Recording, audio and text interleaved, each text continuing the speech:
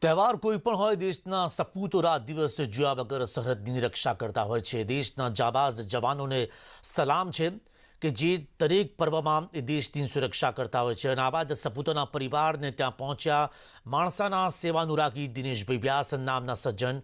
માણસાના બે સપૂતોના પરિવાર પાસે પહોંચી તેમની સાથે દિવાળીની પર્વની ઉજવણી કરી. એક જવાન કે જેનું નામ જયેશભાઈ એમ શાહ છે, તેઓ લદ્દાખ ઝીલ નદી પાસે પેનકાંગ ખાતે ફરજ બજાવે છે. જ્યારે બીજા સપૂત જીતુભાઈ સેનમાં કે તેઓ મધ્યપ્રદેશ બોર્ડર પર ફરજ પર છે. આ બંને જવાનોના માણસા ખાતેના નિવાસસ્થાને તેઓ પહોંચ્યા.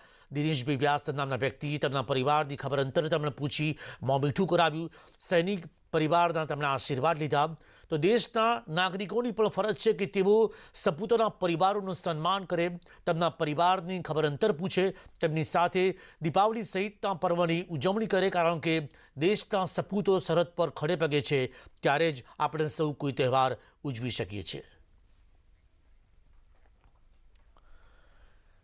પ્રિય દર્શકો, અમારા બિઝનેસ